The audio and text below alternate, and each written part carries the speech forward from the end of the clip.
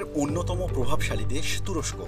কৌশলগত অবস্থানের কারণে বরাবরই বিশ্বের আকর্ষণের কেন্দ্রে থাকে দেশটি।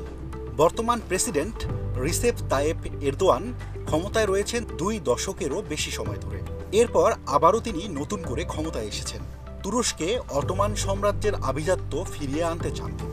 বন্ধুরা, আজকের ভিডিওতে তুরস্কর ব্যাপারে বিস্তারিত তথ্য জানাবো। তার আগে আপনি যদি আমাদের ইউটিউব চ্যানেলে নতুন হয়ে থাকেন, চ্যানেলটি সাবস্ক্রাইব করে আমাদের পাশে থাকার জন্য অনুরোধ করছি।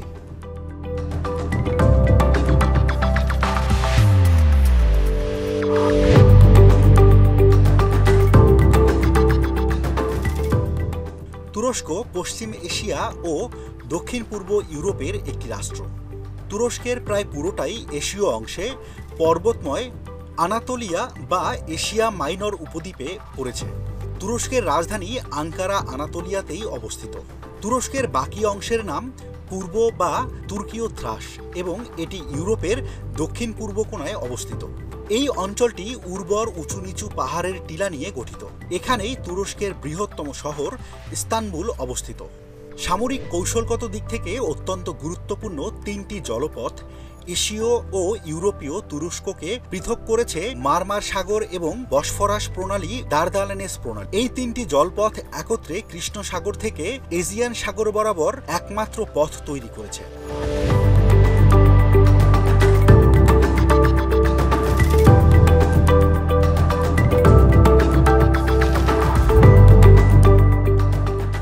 তুরস্কের আয়তন 7,83,562 বর্গ কিলোমিটার। প্রশাসনিক সুবিধার্থে তুরস্ককে 81টি প্রদেশে বিভক্ত করা হয়েছে। সব বিভাগে আবার 7টি করে অঞ্চল রয়েছে। তবে এই 7টি অঞ্চল কোনো প্রশাসনিক বিভাজন নয়। প্রতিটি প্রদেশ কয়েকটি জেলায় বিভক্ত। তুরস্কে মোট জেলা আছে 923টি। প্রতিটি প্রদেশেরই আলাদা রাজধানী রয়েছে, আর প্রতিটি প্রাদেশিক রাজধানী সংশ্লিষ্ট প্রদেশের কেন্দ্রীয় জেলা। এই দেশটির সবচেয়ে বড় শহর ইস্তানবুল। এটি হচ্ছে তুরস্কের বাণিজ্যিক, অর্থনৈতিক এবং সাংস্কৃতিক কেন্দ্রবিন্দু।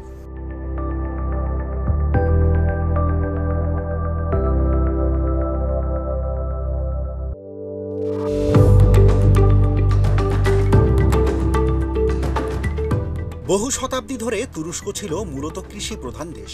বর্তমানে কৃষি খামার তুরস্কের অর্থনীতির একটি বড় অংশ এবং দেশের শ্রমশক্তির 34% এই কাজে নিয়োজিত। তবে দ্বিতীয় বিশ্বযুদ্ধের পর থেকে তুরস্কতে শিল্প ও সেবা খাতের ব্যাপক প্রসার ঘটেছে, বিশেষত অর্থ, কর্মসংস্থান, পরিবহন এবং পেশাদারি ও সরকারি সেবা। অন্যদিকে কৃষির ভূমিকা দিন দিন হ্রাস পাচ্ছে। টেক্সটাইল ও বস্ত্রশিল্প দেশটির রপ্তানির আয়ের অন্যতম প্রধান উৎস।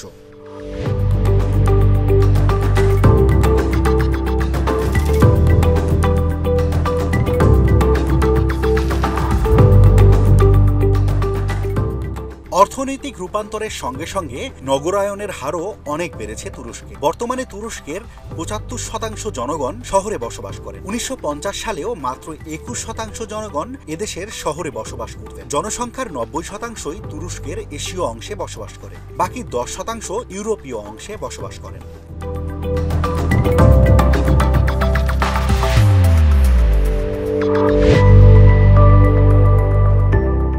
তুরস্কের ইতিহাস দীর্ঘ এবং ঘটনাবহুল। প্রাচীনকাল থেকেই বহু বিচিত্র জাতি এবং সংস্কৃতির লোক এই এলাকাটি দখল করেছিল। 1900 খ্রিস্টপূর্বাব্দের দিকে এখানে হিটাইটদের বসবাস ছিল। তাদের সময়েই এখানে প্রথম বড় শহর গড়ে উঠেছিল। এরপরে ফ্রিজীয়, গ্রিক, পার্সিক, রোমান এবং আরবদের আগমন ঘটে এই দেশটিতে। মধ্য এশিয়ার যাযাবর তুর্কি জাতির লোকেরা 100 শতকে দেশটিকে দখল করে এবং সেখানে সেলজুক রাজবংশের পতন ঘটেছিল। তাদের শাসনের মাধ্যমেই এই অঞ্চলের জনগণ তুর্কি ভাষা এবং সংস্কৃতির সঙ্গে মিশে যায়। 1300 শতকে মোগলদের আক্রমণে সেলজুক রাজবংশের পতন ঘটে। ওই একই শতকের শেষের দিকে এখানে ওসমানীয় সাম্রাজ্যের পতন হয়। এরা পরবর্তী 600 বছর তুরস্ক শাসন করে এবং আনাতোলিয়া ছাড়িয়ে মধ্যপ্রাচ্য, পূর্ব ইউরোপ এবং উত্তর আফ্রিকার দেশে বিশাল সাম্রাজ্যের বিস্তার লাভ করে। প্রথম বিশ্বযুদ্ধের পর সাম্রাজ্যটির পতন ঘটে। 1923 সালে উসমানীয় সাম্রাজ্যের তুর্কিভাষী এলাকা আলাতোনিয়া এবং পূর্ব থ্রাস নিয়ে মুস্তফা কামালের নেতৃত্বে আধুনিক তুরস্ক প্রজাতন্ত্র তথা তুর্কি জাতিরাষ্ট্রের প্রতিষ্ঠা হয়। 1938 সালে মৃত্যুর আগ পর্যন্ত আতাতুর্ক তুরস্কের রাষ্ট্রপতি ছিলেন। তিনি একটি শক্তিশালী আধুনিক ইউরোপীয় রাষ্ট্র হিসেবে তুরস্ককে প্রতিষ্ঠা করতে চেয়েছিলেন। তার সরকারের মূল নীতিগুলো কেমালবাদ নামে পরিচিত। এগুলো পরবর্তী সমস্ত তুরস্ক সরকারের জন্য নির্দেশিকা হিসেবে কাজ করেছে। আতাতুর্কের একটি বিতর্কিত মূল নীতি ছিল ধর্মনিরপেক্ষতা। কামাল আতাতুর্কের কট্টরপন্থী অনুসারীরা মনে করেন ব্যক্তিগত জীবনের বাহিরে ধর্মের কোনো স্থান নেই এবং রাজনৈতিক দলগুলি ধর্মীয় ইস্যু এড়িয়ে চলা উচিত। 1950-এর দশক থেকে রাজনীতিতে ধর্মের ভূমিকা তুরস্কের একটি বিতর্কিত ইস্যু। তুরস্কের সামরিক বাহিনী নিজেদের কেমলবাদের রক্ষী বলে মনে করেন এবং তারা 1960, 1971, 1980 এবং 1997 সালে মোট 4 বার তুরস্কের রাজনীতিতে ধর্ম নিরপেক্ষতার স্বার্থে হস্তক্ষেপ করেছে। 1923 সালে তুরস্ক প্রজাতন্ত্র প্রতিষ্ঠার পর দেশটিতে অর্থনৈতিক উন্নয়নের ব্যাপক কর্মসূচি গ্রহণ করা হয়। পরবর্তী 6 দশক ব্যাপী অর্থাৎ 1983 পর্যন্ত উন্নয়ন প্রচেষ্টা এবং একই ধারাবাহিকতায় চলতে থাকে দেশটি। বেসরকারি খাতকে উৎসাহিতকরণের পাশাপাশি বাজার অর্থনীতিরও প্রসার ঘটানো হয়। 2002 সাল থেকে 2007 সাল পর্যন্ত প্রবৃদ্ধির হার ছিল 7.4%। 2008 সালে দেশটিতে প্রবৃদ্ধির হার দাঁড়ায় 5.4%। তুরস্কের পর্যটন শিল্প এই দেশটির অর্থনীতিতে অনেক বেশি অবদান রেখে চলেছে। 2023 সালে দেশটিতে মোট পর্যটকদের সংখ্যা ছিল 4.46 লাখ, যাদের কাছ থেকে আয় করা হয়েছে 56 বিলিয়ন মার্কিন ডলার। এছাড়াও তুর্কি অর্থনীতির জন্য অন্যান্য খাতগুলোর মধ্যে যেসব খাত সবচেয়ে বেশি অবদান রাখছে সেগুলো হলো ব্যাংকিং খাত, নির্মাণ খাত, গার্মেন্টস, বিদ্যুৎ, তেল, পরিশোধন, খাদ্য, লোহা, স্টিল এবং অটোমেটিভ সহ আরও বেশ কয়েকটি খাত।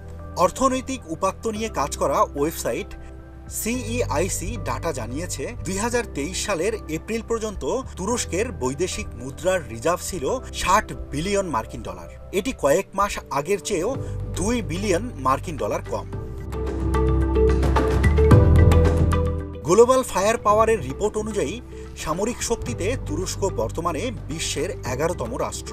সেনা, নৌ এবং বিমান বাহিনী নিয়ে তুরস্কর প্রতিরক্ষা বাহিনী গঠিত।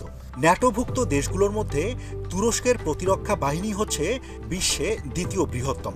একমাত্র যুক্তরাষ্ট্রের পরেই তুরস্কের সবচেয়ে বড় এবং সবচেয়ে বেশি প্রতিরক্ষা শক্তি রয়েছে। তুরস্কের প্রতিরক্ষা বিভাগে মোট 10,43,550 জন সামরিক সদস্য রয়েছেন।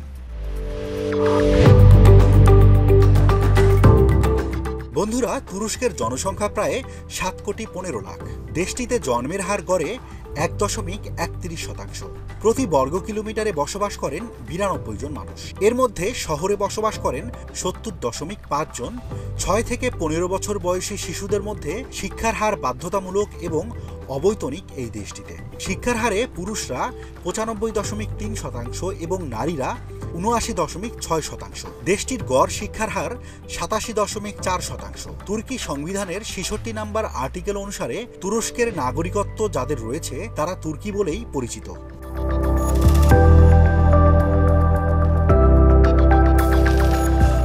বন্ধুরা, এই ছিল পৃথিবীর অন্যতম শক্তিধর দেশ তুরস্ক নিয়ে আমাদের আজকের আয়োজন। কেমন লাগলো আমাদের ভিডিওটি? আপনার অনুভূতি জানিয়ে কমেন্ট করতে ভুলবেন না।